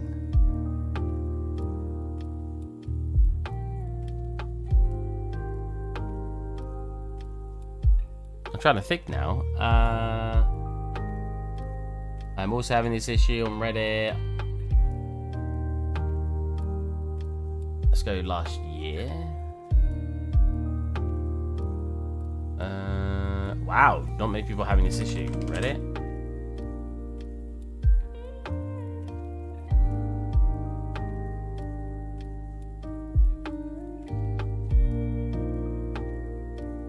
Man, I just want to take some high resolution screenshots.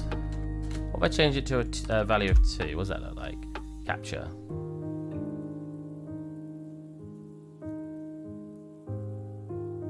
That looked like it didn't work.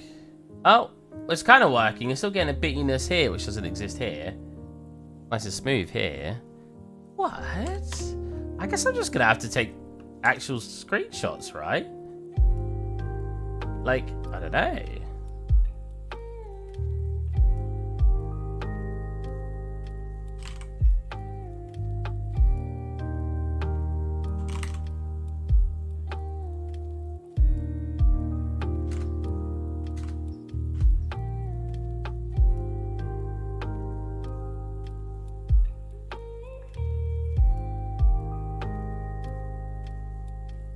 Uh-oh. Uh-oh. I just wanted some pictures, man. Oh, just turn up the update speed. Is that actually going to freeze it? That should just be the view distance. There's nothing else in the scene in the building. Oh, there you go.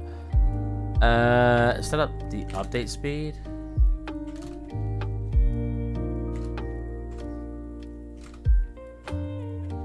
Oh, this one.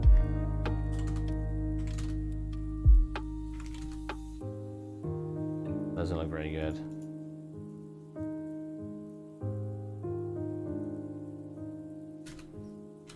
Oh wow, I didn't realize that was a thing. Oh man, this is so annoying. Whoa, that's very different.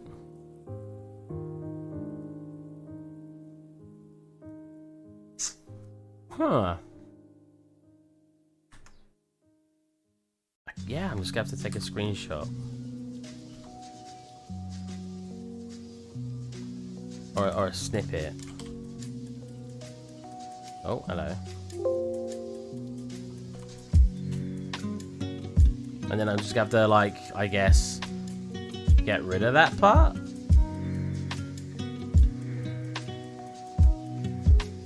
I don't remember having this problem when I rendered anything else out.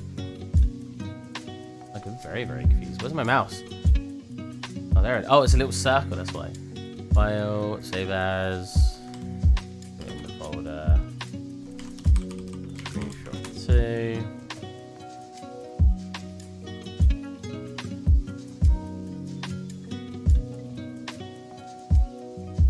I'm gonna go to all the other camera angles now. What's super laggy now?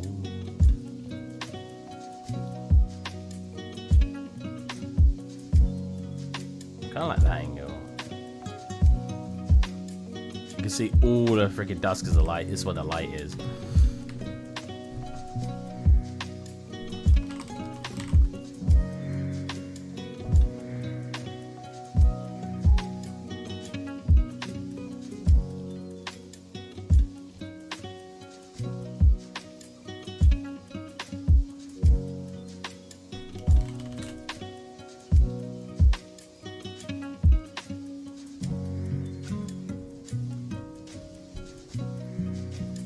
It's a shame when you literally can't use what the software gives you to take pictures with. God's sake, unreal. How laggy is this for the stream? Yeah, not too bad.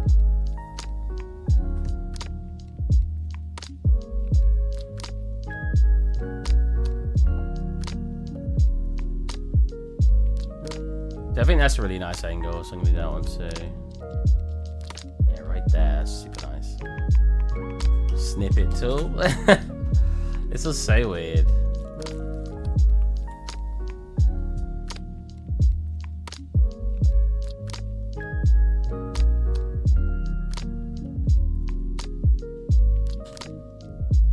I keep trying to copy the location, but we've already got it.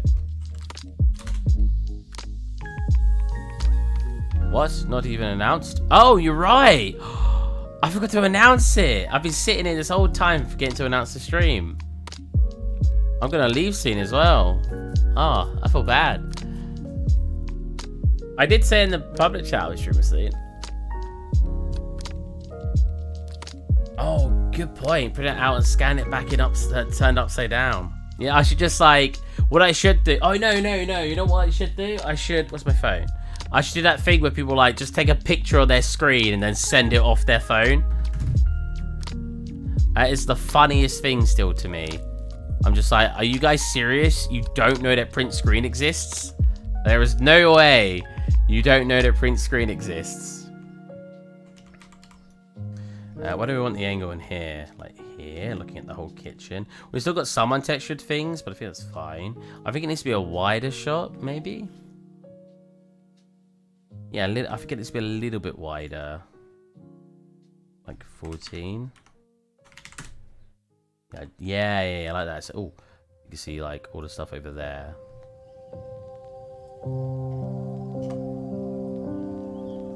I think this room looks a bit too bright. Let me, I changed my mind of how this scene needs to look so many times. So if I set it to 0, it's a bit darker. So I think I kind of want that to be like 2, 3. There you go. Is the rest just directional, like causing the room to be lighter? No.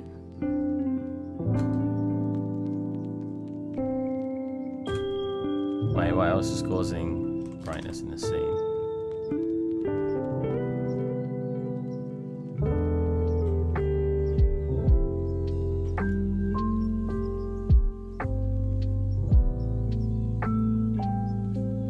Oh, the skylight. Really?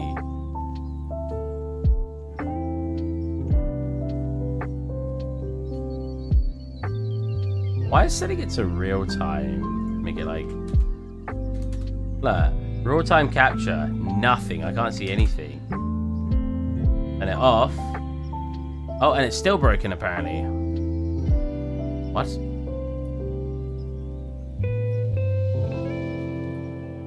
Oh, it's way darker now. Wait, why is my skylight not working now?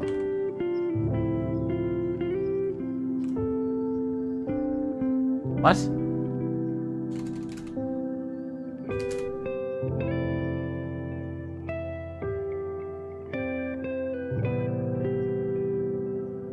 Wait, now the real-time capture is working.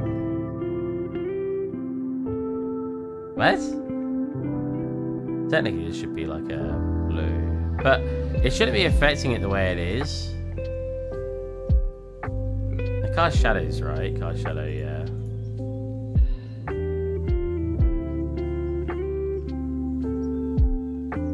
This guy's busted. Hold on a minute.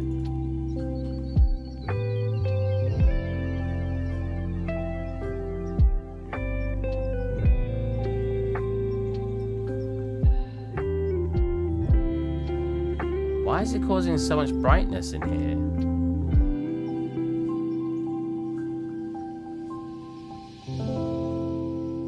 I'm gonna blame my graphics card and say something's broken. Let's give it a tiny bit of brightness in here, which is kind of what I wanted. That's like pitch black now, though. Well, I guess it's not that bad. Weird. Reflections are trying their best. That's a good one. You can actually see it though.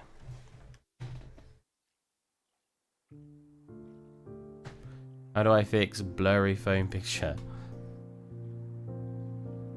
Dark areas are so dark now, though. I think that still looks good, though, right?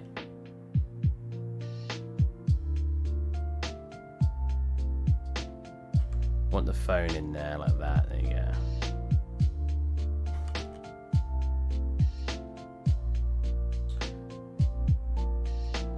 I'm gonna do like the cinematic effect where I cut a little black bit off the top and the bottom.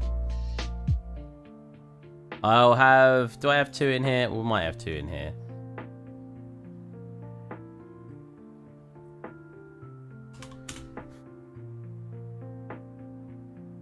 You know what? We were productive today. Despite saying I didn't want to do really any 3D and I was probably going to play games. So that room I don't want to see because it's not done. Or the reflection looks fine there. So we'll do something like this then. So we actually have a... Oh, where is he? That. That. Unhide. There you go, we'll do this. They've definitely updated Unreal to work a little bit better. It still gives like kind of crappy results, but it's definitely working a little bit better than it used to. Or it's software ray tracing. We'll do something like this. That's a pretty good angle. Oh, they're kind of in the way though. Let's pull these back a little bit. I kind of want to see the oven. Oh, yeah, they're untextured, so I'm glad I can't see those in the picture.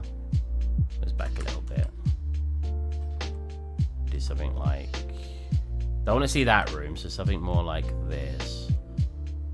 So we see the oven. Do I want to get close to the edge? Close to the side? So you can see the grime.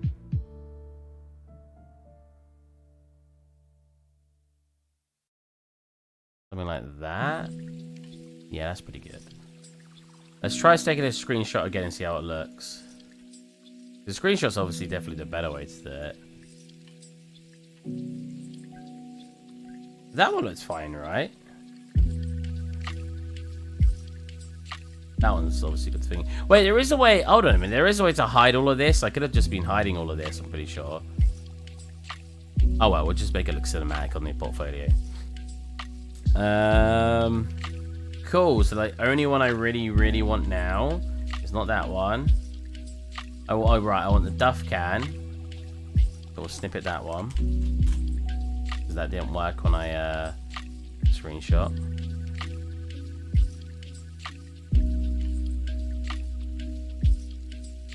Steve, when are you going to finish the Simpsons seed? Oh. Give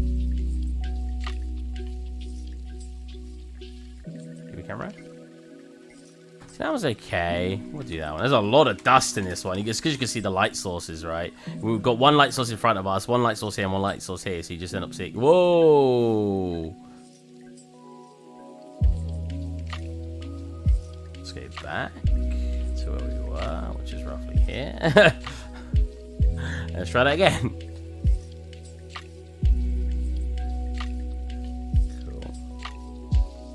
I have a lot of pictures on there, but there's a lot to show, so I'm not too fussed with that. And then our last one, hardware's still not quite there for proper ray tracing, getting great. Yeah, but I haven't got hardware as the problem. I've got a 1080 Ti, so I've basically got the best card you can get before hardware ray tracing. So I'm still using software. When you gonna create a small city in the shadow? Oh, a small city. That'd be interesting. I don't know. Don't know yet.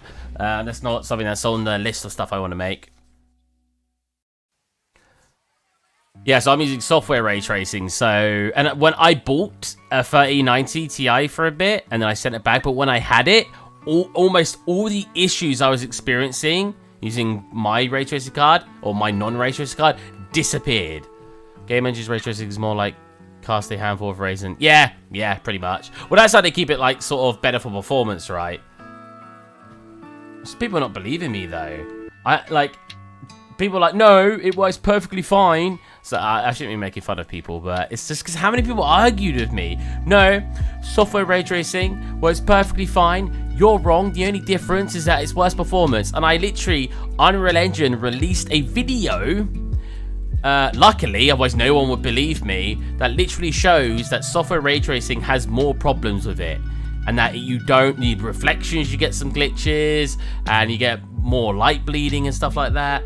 It was like a comparison video they did for Fortnite's, software versus hardware for Fortnite. And I was like, I'm so glad they released the video because people actually believe me now. So anytime anyone disagrees on it, I send them that video. It's just like, it sounds really pompous of me, but I've been sitting here I sat here probably for 10 to 100 hours. I have no idea how much in between. Getting really annoyed that my Lumen didn't seem to be working properly. And then I finally, when they released that video, and I was telling people, guys, it definitely has problems in software ray tracing. And everyone was just telling me, no, you're wrong, you're wrong. So when Unreal released the video, I was like, okay, this makes so much more sense. Even they acknowledge it doesn't work properly with software. It works, it just doesn't work properly. Was that one? No. I don't like that one because I just don't think it's a good angle. I mean, maybe you guys like it. It does show off the skateboard, I guess. I just don't like this part. I just think it looks kind of naff. Let's see if I can take a normal screenshot of it and it not look terrible. I think it's whenever there's reflections in the scene.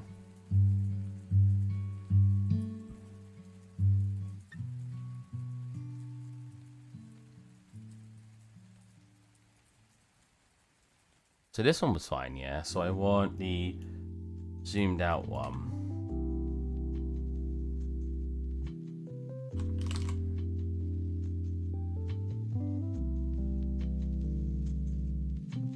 It's the couch camera.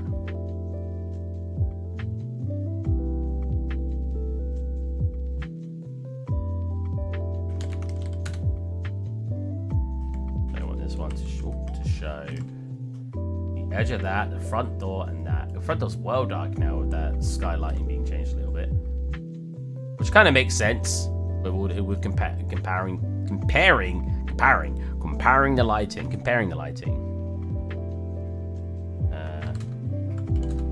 Yeah, a little bit sharper. Oh, we can just see the skateboard too. You can see quite a lot here. Oh, but we can see whatever that room is.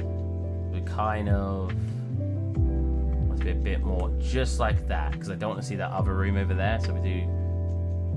Oh, but then I'm not having the. It's this part here, look. It's coming out really weird. Like, why is it like that? Why is it doing that? Again, something I bet I wouldn't experience with a hardware ray tracing. So is that just the skylight doing that? Would it look weird if I get rid of the skylight? It's not the skylight, is it the fog? It's partially the fog. And it's partially the skylight? Kind of? Why is that still receiving light? There's no light source in there whatsoever. Is that just directional light now? It is. Is it because of the distance shadow on it?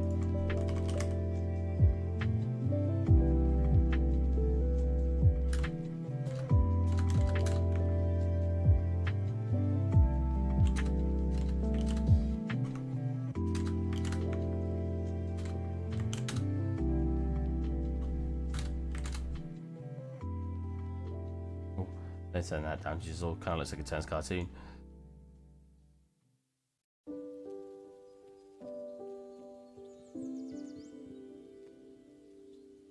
I could always turn that down to 10 or 5. I'll say turn it to 5 and bring up the brightness, but is it the indirect or the volumetric? No. Well, volumetric doesn't even do anything. It's not even that. It's literally the direct lighting. It's almost like it's going through that wall. Because it's fine when I get close to this. Does it get like a distance? I wonder then if it's post-processing lumen and then the distance. Back into the camera. I did not mean to slide that. Get back to post-processing, but go inside the camera. Not that one. Couch camera? No. It was just normal couch camera. Or else it's gone there. There you go. Maybe it's the ray distance, max trace distance.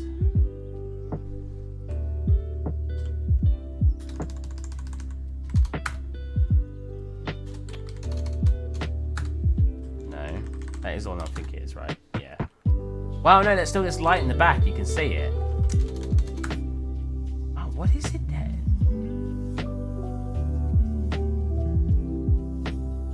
I don't know. I mean, it's such a minor thing that people probably won't care, and it is a work in progress. So even because software ray tracing, isn't it still running on more specific cuticles, just not even... I don't know. They call it software lumen and software ray tracing. I don't know enough about it to know how accurate that is. So I guess it's... I don't want to say yes or no to that question, because I don't feel like I'm an expert enough. This looks really contrasted on my other monitor. What do you guys think? Is that too contrasted? I guess it's partly because the light changing I just did. Maybe it needs a bit less orange in this. Yeah, a little less orange in that. Maybe a little bit more light. Is skylight even on? No. Oh no, yeah, I want skylight off because of that, don't I? Let's process. Kind of want to turn that contrast down. Tiny bit. I think it's tiny bit turn that saturation. Nah, ooh. Oh, saturation looks fine. Ah! There you go. Yeah, that's fine, whatever. Whatever. Let's make sure that screenshot looks fine. No, look how blotchy it gets. Why? Fine, I'll just snippet the screen again. You can see it, like freeze. Get off my screen. It like freezes that blotchiness. So strange. Cool.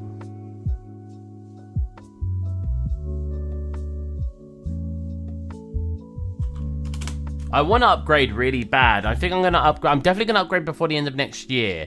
Partly because, I shouldn't say this, but partly because I earn money. Obviously, I don't earn much from streaming stuff. Any VRAM left? Yeah, my VRAM should be fine. Unreal Engine only uses a tiny bit of VRAM.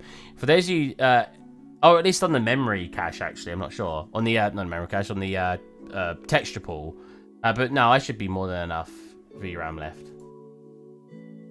I've got, what, a 1080 Ti, so it's what, 16 gigabytes of VRAM? There's not a lot, too much going on in the scene that should be taking out that much VRAM. But for those of you who don't know, the engine actually only uses like 1 gigabyte of VRAM for the texture pool. So if you ever see in the top left, what's the error? Hold on a minute, if I actually go into it. Pool size. Which one? Pool size. If I like turn it to only 256, so what? A quarter of a gig. So yeah, you'll get this warning up here. Texture streaming pool over. So I'm only over by like 107, which means I'm only using like 363 megabytes, not even a gigabyte for the textures. So my textures are actually really good for the VRAM. But yeah, it only uses a gigabyte by default. So either you can set it to 0 and it will give you as much VRAM as you need, or you can set it to a specific value to say, oops, to say how much. Did that work? To say how much VRAM you actually want. But again, I presume that's only for... did I save that picture? I assume that's only... I did, nice. Only for the texture streaming, only for the textures. I assume VRAM's obviously being taken up by other things too. But yeah, I should have more than enough left. How much have we got on this graphics card? 1080 Ti. VRAM. It is. I would tell you if he said on here. 11 gigabytes. So yeah, if I'm using 11 gigabytes, I'll be very, very concerned. Because even if I got like a ray tracing card, like a 3070, how much is there in a 3070? There's only 8 gigabytes in a 3070.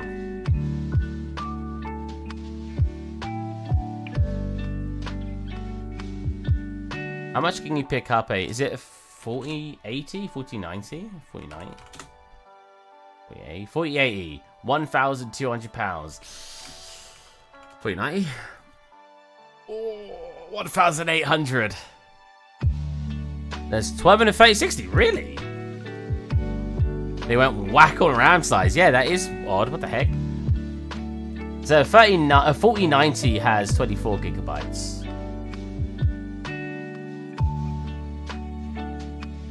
You can pick up a gigabit 4090 for 1,699, and you get Diablo 4 for free. I'm gonna do a big upgrade before next April, so I'm gonna get like a new. Oh yeah, true. Well, you just wrote in chat. I'm gonna get a 40. I don't know if I'm gonna get 4090, but I'm gonna get a big upgrade. So I'm gonna get like I might swap over to AMD motherboard, my CPUs, because I've been using Intel my entire life. And I think AMD probably are just better these days. So I'm going to swap to AMD. I don't think their prices are much different. People always say that. They're like, oh, but AMD's cheaper. I don't actually think it is. Like, Intel... What's the newest Intel ones? Latest Intel card. CPU. I should have said chip, I guess. Latest generation... 13th gen. Okay, so we go Intel 13th gen. I just want to see a 13th gen card. I just want it by name, please. Amazon. I was like, wait. Okay, cool. I was like, what's a good price on? Yes, please. Yeah, I mean, that's pretty good. I mean, the 1080 Ti was like the king at one point, right? There may have been one or two cards better than it, but they were like really, really expensive. So I like to say I have the best non-ray tracing cards you can get. It's like 7 years old or something, which is crazy to think about. Okay, so yeah, let's look. So 400. Oh wow, that's on a really big discount to be fair. But if we look at an i7 13700K, if that's how you want to say it, or 13700K. AMD equivalent. And we'll try to make sure the sites agree. Okay, and most free sites have said the free 7900X, right? I don't know why I'm going on a small rant about this, but it's because people always say to me, oh no, Intel always more expensive for CPUs of the equivalent. £396. I won't show you my screen because I've got my details showing, but £396 and then the equivalent in AMD £402. So technically AMD's more expensive by £7. Now their full price when they're not on offer is about Intel's £50 more expensive. Just have to go up to 3080 and get only 10 gigabytes. Oh my god, that'd be annoying, wouldn't it? Yeah, I've heard people complain a lot about NVIDIA recently about that kind of stuff, specifically about VRAM. And that's kind of why I'm not too like hyped for the 4000 series, because one of the biggest things they did was DLSS 3, and I'm like, and I read up about it, and it's just like, but they didn't improve necessarily the card that much. They've just introduced something. I mean, don't get me wrong, the 4090 is apparently a really good one, but it's mostly because you've got stuff like DLSS 3. At least that's what I've heard and what I've seen. I think Linus talked about it as well. I could be wrong. So I'm not sure. But yeah, if I want like what's a high-end AMD card? I mean, I could get like the 7900, 4.7 gigahertz.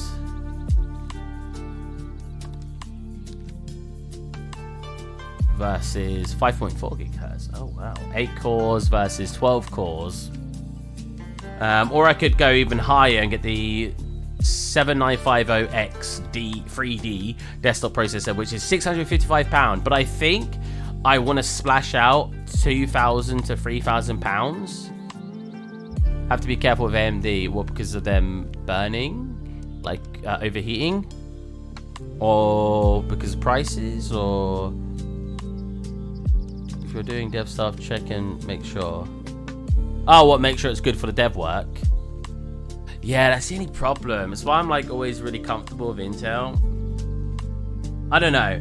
All I know is I want to do a big upgrade. I want to swap to DDR5, 6. What's that at the moment? I like RAM. latest RAM DDR5. I want to swap to DDR5. I thought I had DDR3 in my PC. I don't have DDR4. I was saying to people like, what? When did it get to DDR5? But no, I'm pretty sure I've got DDR4. For some reason I thought I had 3. I don't know why. So I want to swap to DDR5. I want to get like 4,800 megahertz or 5,200 megahertz RAM. I probably want 64 gigabytes of RAM. Really good CPU, really good graphics card. Might even upgrade my PSU. So I've got a really strong power supply unit. I've got an 850 in there at the moment, which is usually more than good enough. Yeah, I think I just want to really upgrade. So that way, my PC won't need another upgrade for like 5 to 10 years. Because I've been upgrading small amounts. Like, I mean, I haven't upgraded my graphics card in God knows how long because it's the 1080 Ti, but yeah. Anyways, I'm going to call it a day. I'm going to go into Photoshop and I'm going to edit these pictures and I'm going to put them on my ArtStation. I'll post it in the Discord chat. If anyone wants to join the Discord chat, you can scroll below and you should be able to see a link in the description. I hope you guys enjoyed today's stream. And because I've got the whole of next week off of work, I want to stream a little bit more during the week. Even if it's just games, I want to stream. And yeah, I will catch you guys then. Bye. I say bye, I haven't even got it up to stop it. There you go. Bye.